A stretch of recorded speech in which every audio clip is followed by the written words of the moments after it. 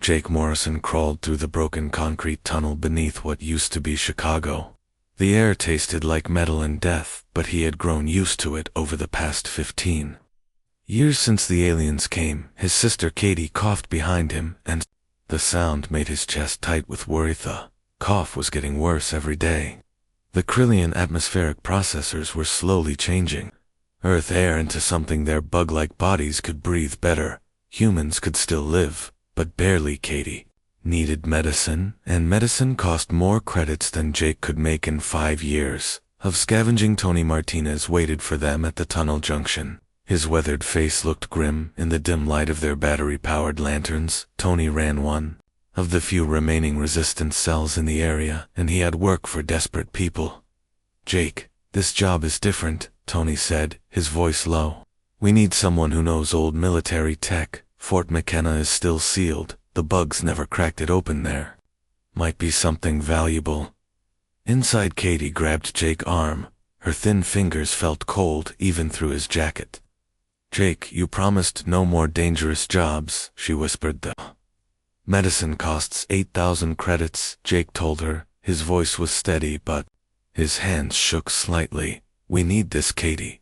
I can do it." Fort McKenna had been the last major human military base to fall during the invasion. The Krillians had surrounded it, but never taken it. The defenders had activated some kind of lockdown protocol before they died. 15 years later, the base sat like a tomb in the wasteland north of the city. Jake had worked maintenance on military equipment before the war. He knew the old systems better than most scavengers. That was why Tony needed him. Specifically, the base computers might still be active and Jake could get past the security. 2 days later, Jake drove his modified scavenging vehicle across the empty landscape toward Fort McKenna. The Krillians had strip-mined most of the area. For resources they shipped off-world, but they avoided the base itself. Something about it made them nervous. The outer walls of Fort McKenna rose from the barren ground like broken teeth. Krillian energy weapons had melted sections of the concrete and steel, but the main structure still stood. Jake parked his vehicle in the ruins of an old gas station and walked the last mile on foot. Getting inside took 3 hours of careful work. Jake found a maintenance tunnel that led under the main wall. The tunnel was dark and filled with stagnant water, but it brought him into the base motor pool.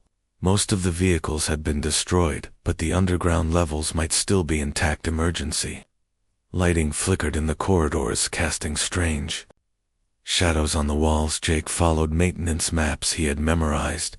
The deepest level of the base housed the command bunkers, where the most valuable equipment would be stored. 5 was completely dark. Jake used his handlight to navigate.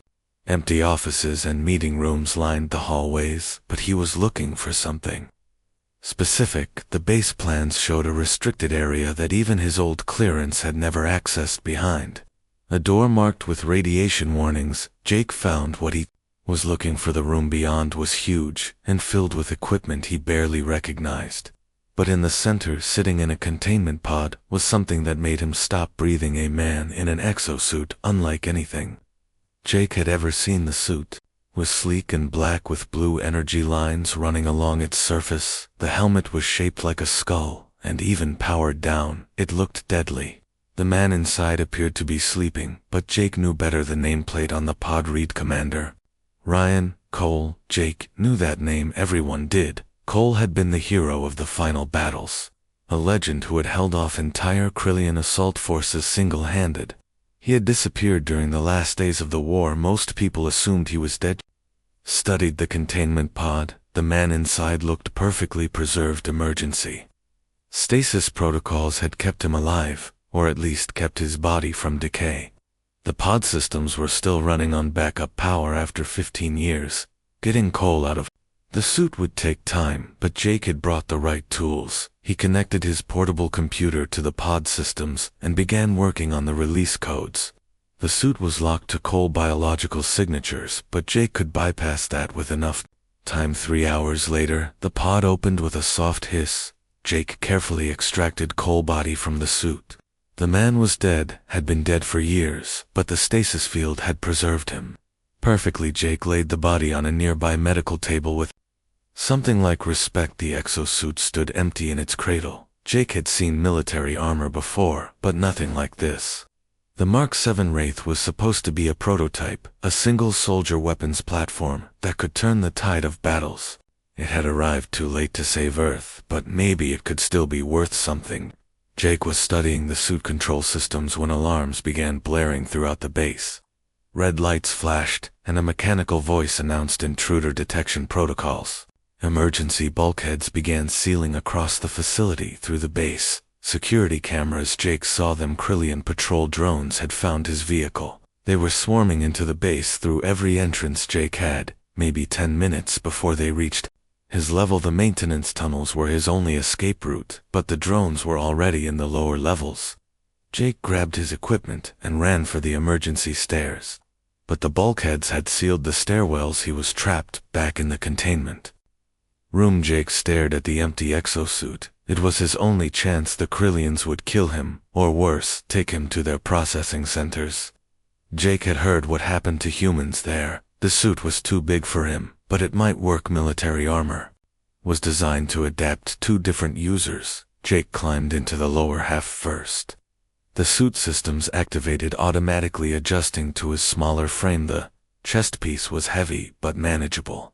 Jake sealed the connections and felt the suit power systems come online. The helmet was the last piece. As soon as it locked into place, everything changed. "Welcome back, Commander," a voice said inside his head. The voice was calm and professional, but Jake could hear something else underneath it. "Ready for orders?" Jake tried to speak, but his voice came out distorted through the suit speakers.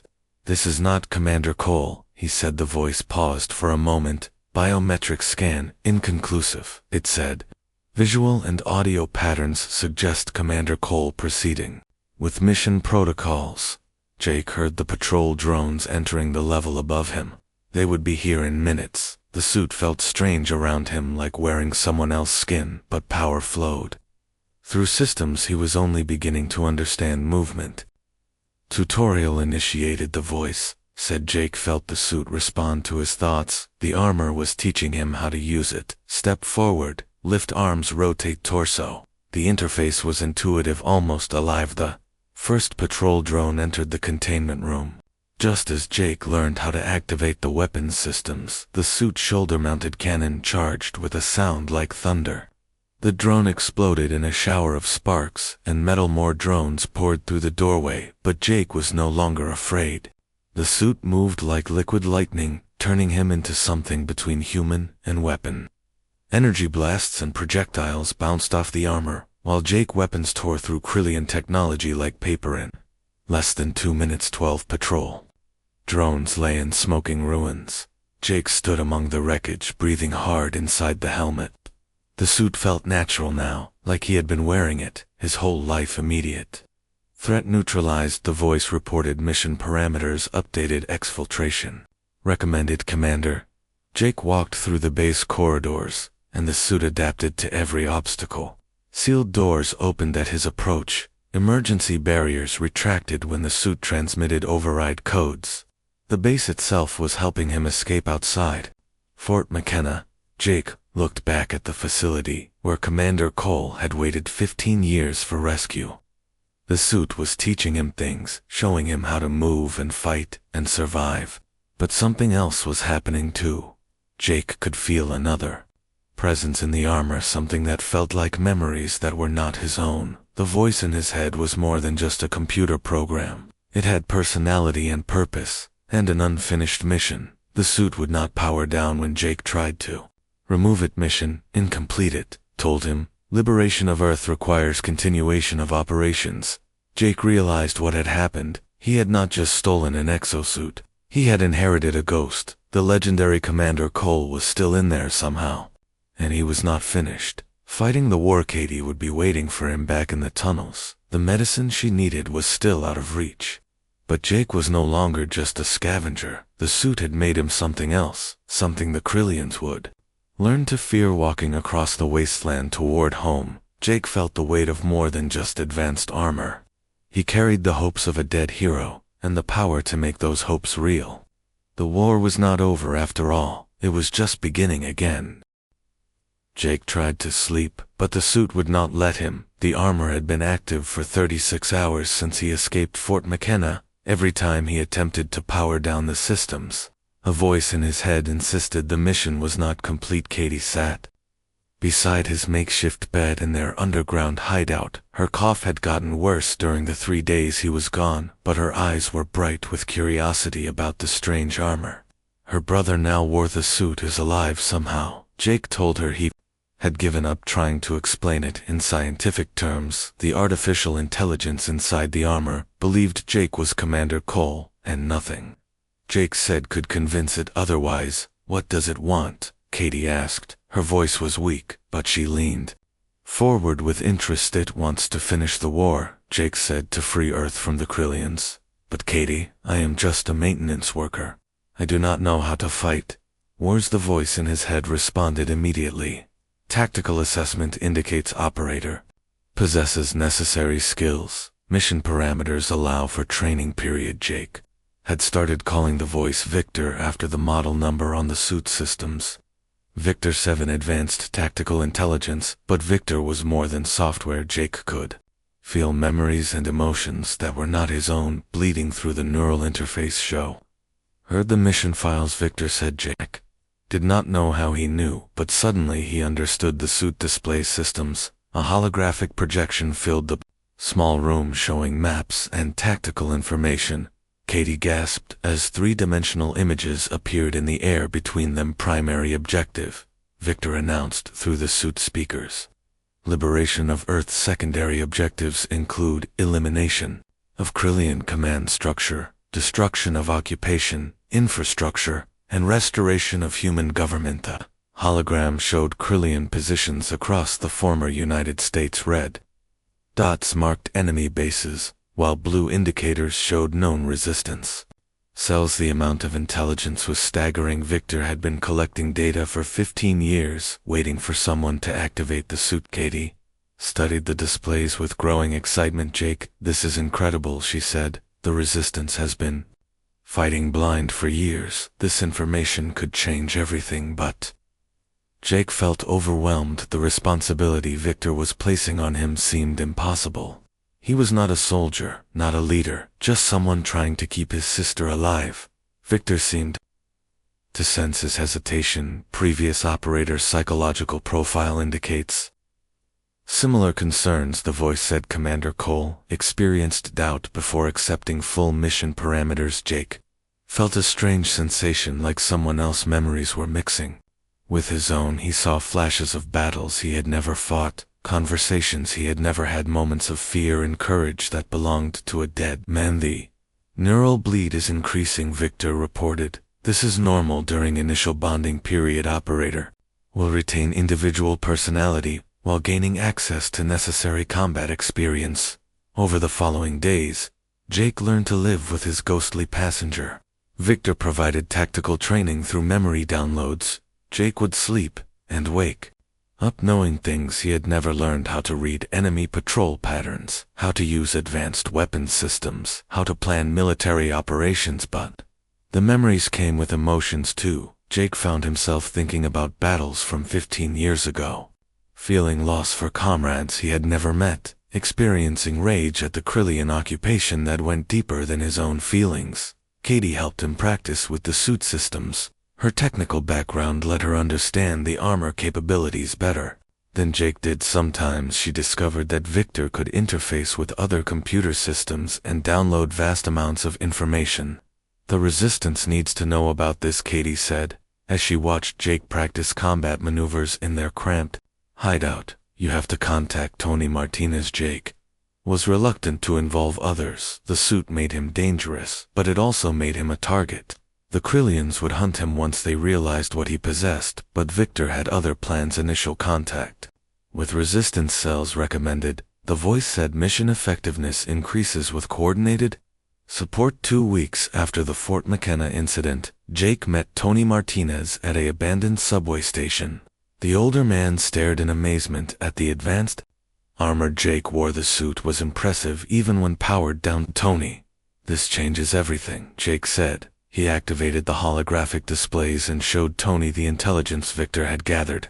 locations of Krillian, weapons depots, transport schedules, weak points in their defensive network. Stone whistled low as he studied the information. Where did this come from? He asked. Suit belonged to Commander Cole. Jake explained. The artificial intelligence has been watching and learning for 15 years. It has mission orders that it believes I need to carry out. What kind of missions? Tony asked. Vector answered directly through the suit speakers. Immediate tactical objectives include rescue of captured resistance personnel, disruption of Krillian supply lines, and elimination of high-value targets. Tony looked at Jake with new respect. The Resistance has been talking about operations like this for years, he said. But we never had the intelligence or firepower to pull them off. Jake felt Victor stirring in his mind. The artificial intelligence was analyzing Tony, evaluating him as a potential ally. Jake could sense the ghost of Commander Cole, studying the Resistance leader through sensors. Jake did not fully understand this individual shows acceptable leadership qualities. Victor reported through the neural link. Recommend limited cooperation for initial operations. The first mission came 3 days later. A Krillian transport convoy was carrying captured humans to a processing facility 50 miles north of Chicago. Victor had intercepted their communications and knew their route. Jake felt nervous as he prepared for his first real combat operation. The memory downloads had given him knowledge, but this would be different. This would be real. The convoy consisted of 3 armored vehicles and a hovered transport. The Krillians were not expecting trouble. Their patrols had been quiet for months. Jake positioned himself on a hill overlooking the highway. When the convoy entered his range, Jake activated the suit full combat systems. The world slowed down as Victor enhanced his reflexes and targeting systems. The first vehicle exploded before the Krillians knew they were under attack. Jake moved like liquid death. The suit responded to his thoughts faster than he could form them. Energy weapons fired with perfect accuracy while defensive systems deflected return fire. The entire engagement lasted less than 3 minutes. 47 humans were freed from the transport. Jake felt a surge of emotion that he knew came from Commander Cole. The ghost in the machine was satisfied with the rescue, but Jake also felt something else, a darkness creeping into his thoughts during the fight. He had enjoyed the violence. The power of the suit was intoxicating, and Jake worried about what that meant. Vector sensed his concern. Psychological integration proceeding normally, the voice said. Operator shows appropriate adaptation to combat. Systems Caddy was waiting when Jake returned to their hideout. She had been monitoring Krillian communications and heard about the convoy attack. They are scared, Jake, she said. The aliens do not understand what happened. Good, Jake said, but he felt uneasy. The suit was changing him in ways he did not fully understand. Every mission made him more like Commander Cole and less like himself. That night, Jake dreamed of battles he had never fought. He saw Commander Cole's final moments, the desperate last stand that had ended in death and stasis. The memory was so vivid. Jake woke up gasping. Victor spoke to him in the darkness. The previous operator's sacrifice enables current mission success. Integration with operator personality allows continuation of primary objectives. Jake realized the truth. Victor was not just an artificial intelligence. It was Commander Cole himself, somehow preserved in the suit systems. The dead soldier was sharing Jake's body and mind, teaching him to become the weapon Earth needed, but the price was Jake's own identity. Every day he felt more like Cole and less like himself. The question was whether Jake Morrison would survive long enough to free humanity, or if he would disappear entirely into the ghost of a dead Katie coughed in her sleep, and Jake remembered why he had taken the suit in the first place. She needed medicine, and the Resistance needed hope. The Krillians had ruled Earth for 15 years, but now they faced something they had thought was extinct, a human soldier who refused to stay dead.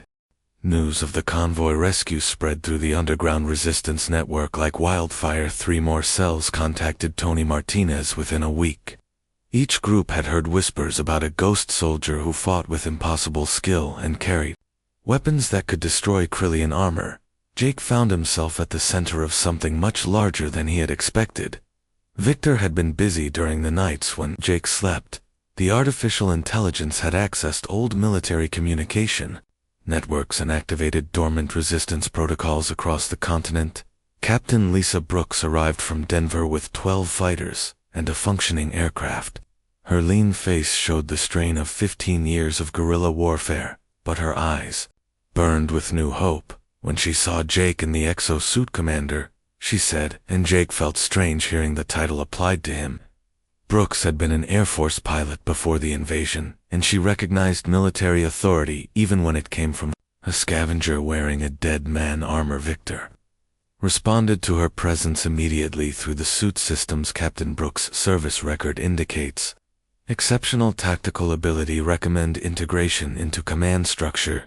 Jake was not comfortable with command, but Victor memories were bleeding through stronger each day. He found himself thinking in military terms, analyzing terrain and enemy positions like he had been trained for it his whole life. Dr. Sam Parker joined them 2 days later. The elderly scientist had worked on the original Exo-Suit project, and he stared at Jake armor with fascination and growing alarm. This is not just advanced technology, Parker said after examining the suit systems. The neural integration is beyond anything we developed 15 years ago. The artificial intelligence is learning from the operator. Parker explained what Jake was beginning to understand.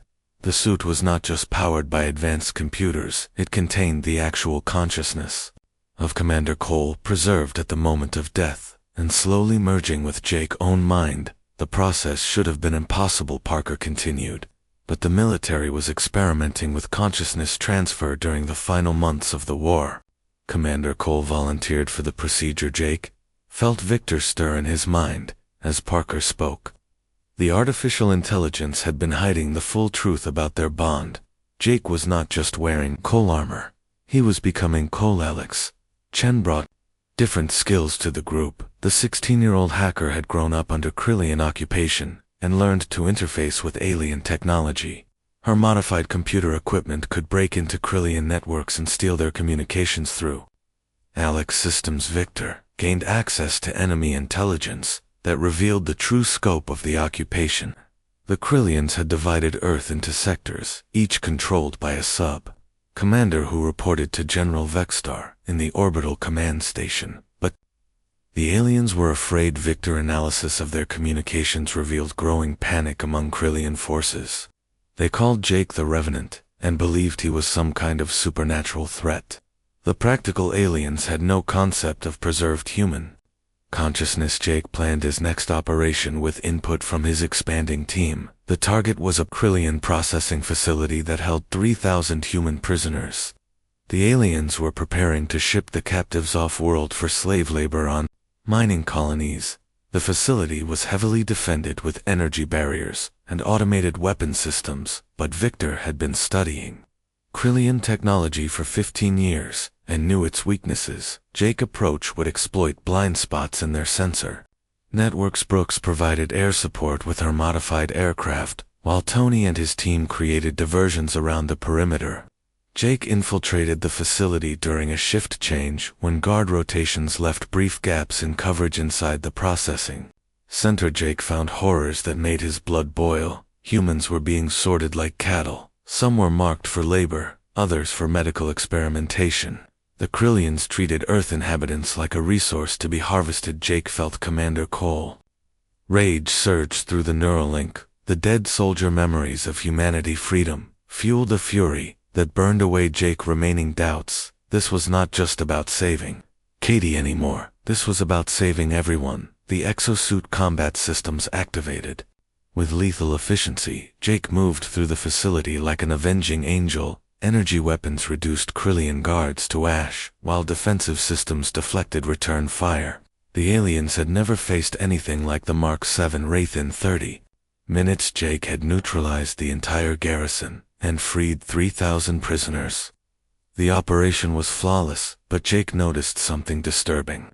Victor's voice was becoming harder to distinguish from his own thoughts. After the rescue, Jake met with his core team in an abandoned warehouse. Brooks had secured the freed prisoners needed medical attention and safe transport, but Jake was thinking about larger objectives. We cannot just react to Krillian moves, Jake said, and realized he sounded more like Cole With each passing day, we need to take back territory and establish permanent resistance. Base Victor provided detailed tactical assessments through the suit displays.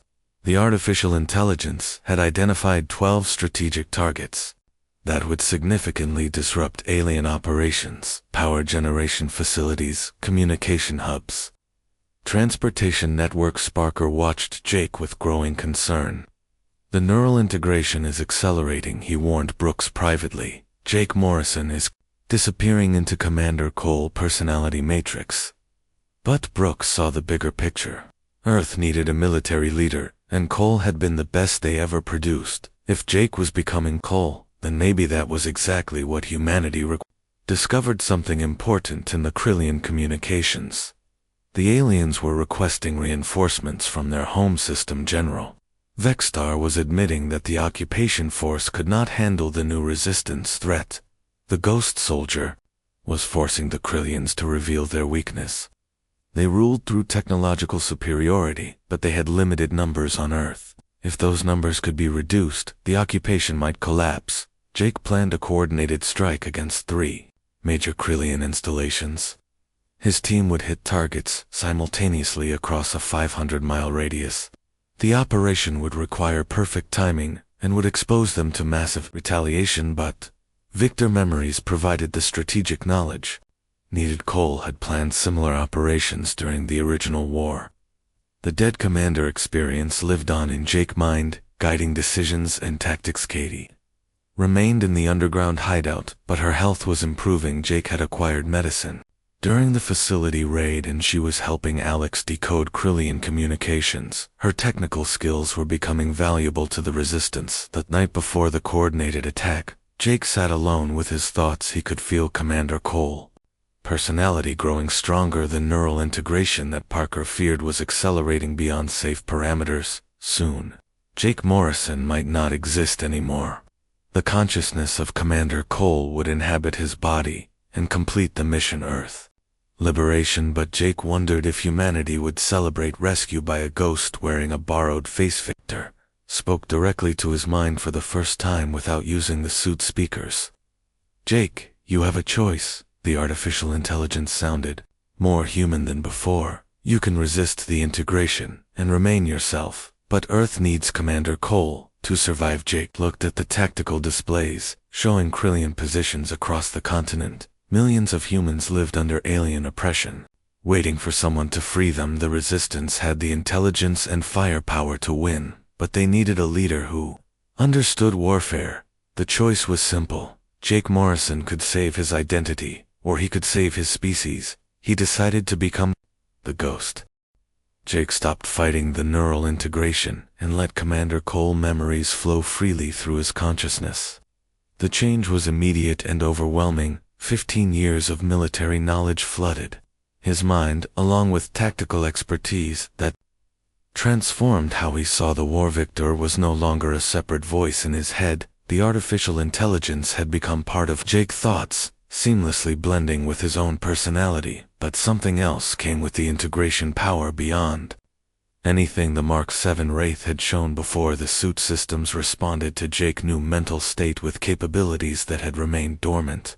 Weapons that could penetrate any Krillian defense, energy shields that made him nearly invincible, sensor networks that could coordinate resistance operations across continents. Dr. Parker monitored the neural changes with instruments he had brought from the original project. The readings showed complete personality merger between Jake and Cole consciousness. But instead of one mind destroying the other, they had created something entirely new. Jake retained his core personality and memories, while gaining Cole military genius. The combination produced a strategic mind capable of planning operations neither man could have conceived alone. Parker realized they were witnessing the birth of something unprecedented. General Vexstar Orbital Command Station detected the change in resistance activity immediately. Coordinated attacks struck 12 Krillian installations within a 6-hour period. Each operation showed tactical brilliance that the aliens had not seen since Commander Cole original campaigns. The Krillian general called an emergency meeting with his sub-commanders. The resistance was no longer a minor annoyance but a genuine threat to alien control of Earth. Vexstar decided to implement Protocol 7, the complete extermination of human population centers, but Jake was already 3 steps ahead. Victor Integrated Systems had been monitoring Krillian communications for weeks. The artificial intelligence knew about Protocol 7 before Vexstar finalized the order's emergency evacuation procedures activated across the former United States. Jake coordinated the movement of 2 million civilians, 2 hidden bunkers, and underground facilities that Cole had prepared during the original war. The dead commander had planned for this scenario. Brooks led evacuation flights, while Tony organized ground transport. Alex hacked into Krillian logistics networks and created false supply reports that confused alien forces. Katie worked with Parker to establish communication networks between scattered resistance groups. Jake found himself thinking like someone who had fought this war before. Cole memories provided insights into Krillian psychology and tactics. The aliens were efficient, but predictable. They followed established protocols, even when those protocols led to failure. The first orbital bombardment began 3 days after the evacuation. Jake watched from a fortified position as energy beams turned Detroit into a crater of molten glass. The Krillians were demonstrating what happened to worlds that resisted their rule.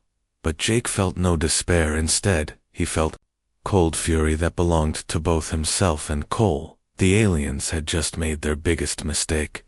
They had revealed the location of their orbital weapons platforms. Victor analysis indicated the platforms were vulnerable during firing cycles. The massive energy discharge required cooling periods that left them exposed to counterattack. Jake began planning something that seemed impossible. The resistance needed to reach orbit and destroy the weapons platforms, but Earth had no remaining spacecraft capable of interplanetary flight. The Krillians had eliminated human space capability. During the initial invasion, Parker had a solution buried in classified military files. The Aegis network was a planetary defense system hidden beneath Yellowstone National Park. The installation could launch interceptor missiles capable of reaching orbital targets, but Aegis required activation codes that only existed in one place. The Krillian command computers aboard Vexstar flagship Jake would have to infiltrate the alien mothership and steal the codes while avoiding detection by thousands of enemy soldiers. The mission was suicide, even with the Mark 7 Wraith capabilities, but Cole memories included detailed schematics of Krillian ship designs. The dead commander had studied alien technology obsessively during the original war. Jake spent 2 weeks preparing for the infiltration. He studied every aspect of Krillian psychology and technology available. His team gathered intelligence on ship patrol patterns and security protocols. Katie helped plan communication systems that would let Jake coordinate with Earth-based resistance during the mission. Her technical expertise had grown remarkably over the months of working with alien technology. Would provide diversionary attacks to mask Jake's approach, while Alex created false signals that would confuse Krillian sensors. The entire operation depended on perfect timing and incredible luck, but Jake had advantages the aliens could not anticipate. Victor's systems could interface with Krillian computers and override their security protocols. The Mark 7 Wraith was designed to operate in space without additional life support. The night before launch, Jake spoke privately with each team member. He suspected this would be a one-way mission and wanted to ensure the resistance could continue without him. Parker had disturbing news about the neural integration. The personality merger was approaching critical stability levels. Jake had perhaps days before the combined consciousness became too complex for human brain tissue to support. If Jake survived the orbital mission, he might not survive the return to Earth. The neural matrix was burning out his biological systems at an accelerating rate. Commander Cole was consuming Jake. Morrison from within Katie confronted him about the medical reports. She had been monitoring the integration process and understood what was happening. Her brother was dying to become someone else. Jake tried to explain the necessity Earth needed Commander Cole expertise to defeat the Krillians. Jake Morrison alone was not enough to save humanity. But Katie saw only her brother sacrificing himself for strangers. That night, Jake dreams mixed memories from both personalities. He saw Cole's final battle against the Krillians and Jake's childhood with Katie before the invasion. Two lives blended into something larger and more focused than either had been. Alon Victor provided final mission parameters as Jake prepared to leave Earth. The artificial intelligence had calculated probability matrices for every aspect of the infiltration. Success chances were less than 12%, but failure meant human extinction. Jake launched toward the Krillian mothership using a captured alien transport. Brooks' team had secured the ship systems, recognized Victor override codes, and allowed Jake to approach without triggering defensive fire inside the massive vessel. Jake moved like a ghost through corridors. Designed for insectoid anatomy, the suit systems adapted to alien environmental controls, while Jake followed schematics that Cole had memorized years earlier. Krillian crew members fell to silent weapons fire as Jake advanced toward the command center. The aliens suspected nothing until bodies began disappearing from their posts. Victor was learning their security patterns in real time. The command center contained the Aegis activation codes, but also something Jake had not expected. General Vextar was preparing to evacuate Earth entirely. The orbital bombardment was just the beginning.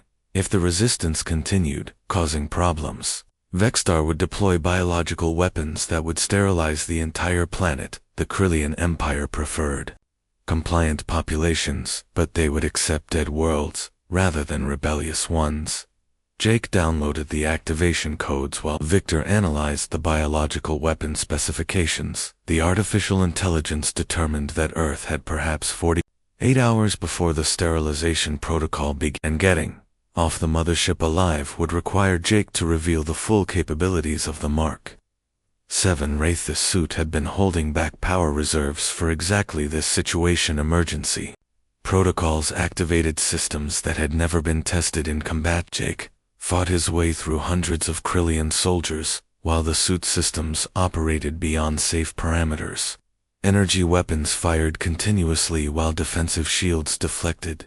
Return fire. The armor was destroying itself to keep Jake alive. He escaped the mothership just as the biological weapon deployment began. But Jake had what he needed. The Aegis codes would let resistance forces destroy the orbital platforms before the sterilization could be completed, or salvation depended on a dead man wearing a dying suit operated by someone who was becoming a ghost himself. Jake crashed into the Wyoming wilderness with the Mark 7 Wraith systems failing around him. The escape from the Krillian mothership had pushed the armor beyond its design limits, but he had the Aegis activation codes. Earth still had a chance.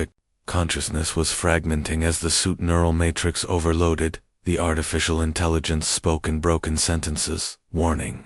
Jake, that complete system failure was imminent. They had perhaps 6 hours before the armor became useless. Metal Brooks found Jake 3 hours later, using emergency beacon signals from the damaged suit.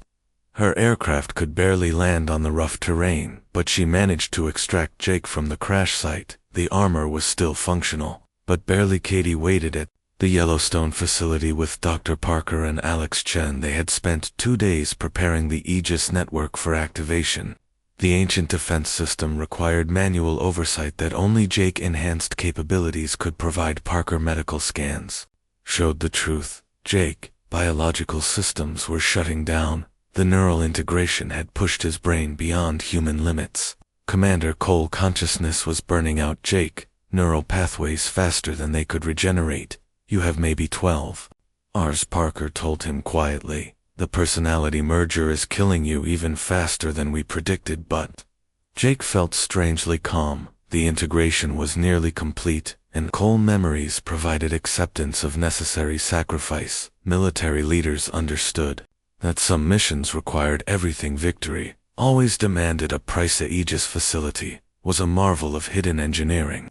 Missile silos disguised as geothermal vents stretched for miles beneath the park's surface. The system could launch interceptors, capable of destroying targets anywhere in near-Earth space. But activating Aegis required continuous neural interface with targeting computers. Jake would have to maintain connection with the system, while Krillian orbital platforms fired at Earth. The mental strain would accelerate his deterioration, and Alex had established communication links with resistance cells worldwide. Every human settlement would coordinate simultaneous attacks during the Aegis launch. The Krillians would face rebellion on every continent, while losing their orbital advantage. Katie helped Jake into the control interface chair. Her hands shook as she connected neural cables between the failing Exo-Suit and Aegis targeting systems. She knew she was watching her brother die to save strangers. Victor managed one final coherent statement through the damaged speakers. The previous operator would be proud. The artificial intelligence said current operator has exceeded all expectations. Jake felt his consciousness expand. As Aegis systems came online, satellite networks provided targeting data, while ground sensors tracked Krillian positions across Earth. The defense system had been waiting 15 years for someone qualified to use its General Vexstar detected the activation immediately. Krillian scanners identified massive energy buildup beneath Yellowstone, but the aliens could not believe humans possessed such technology. Their intelligence had missed the hidden facility completely. The first interceptor missiles launched as biological weapon dispensers began deploying from Krillian ships.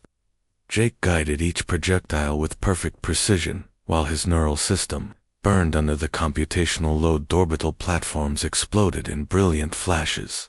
Visible from Earth's surface, the Krillian weapons that had terrorized humanity for 15 years died in seconds under concentrated missile fire. Vexstar watched his advantage disappear, but the biological weapons were already spreading alien dispersal. Systems released engineered pathogens designed to kill all Earth life within days.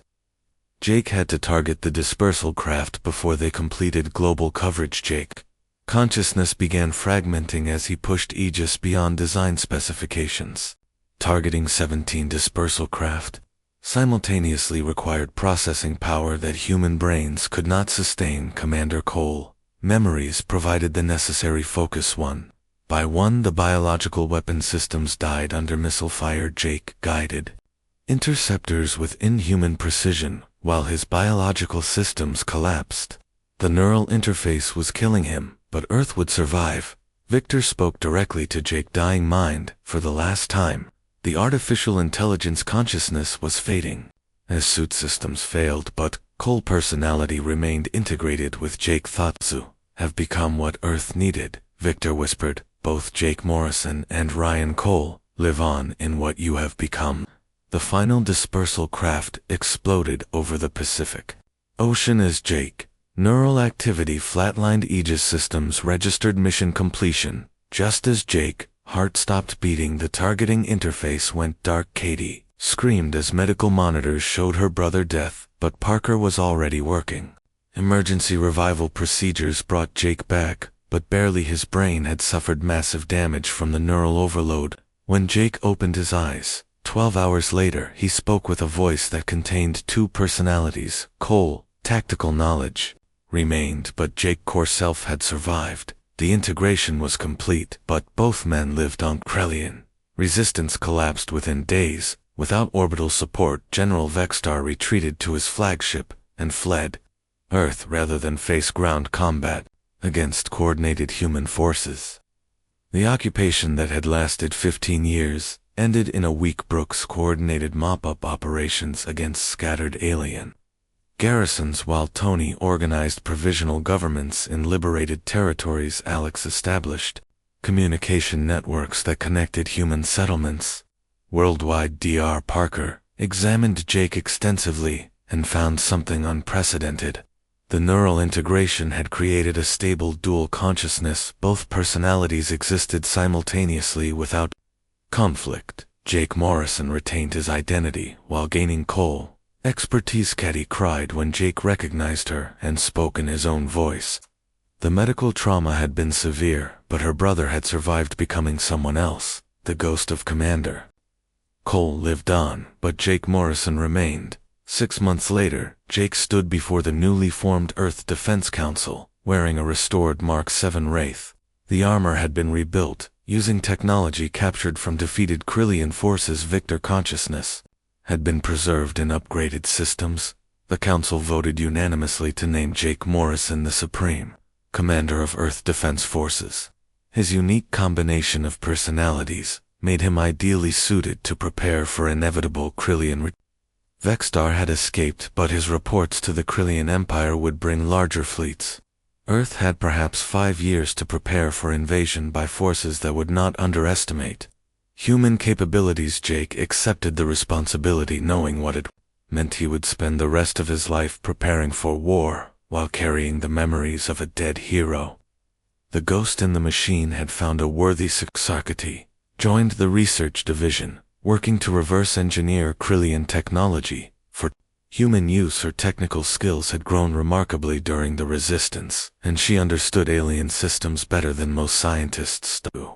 Mark 7 Wraith stood in the council chambers as a reminder of sacrifice and determination. Human ingenuity had defeated superior technology through courage and unwillingness to surrender.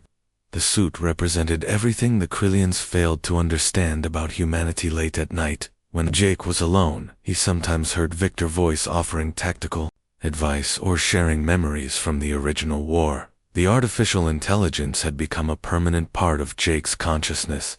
Was free, but freedom required constant vigilance. The galaxy contained threats that human imagination could barely comprehend, but humanity had proven something important to the universe. They did not stay dead when there was still fighting to be done. Jake looked at the stars and smiled. Commander Cole had taught him that being human meant never giving up, never backing down, and never leaving a man behind, even if that man was a ghost in a machine.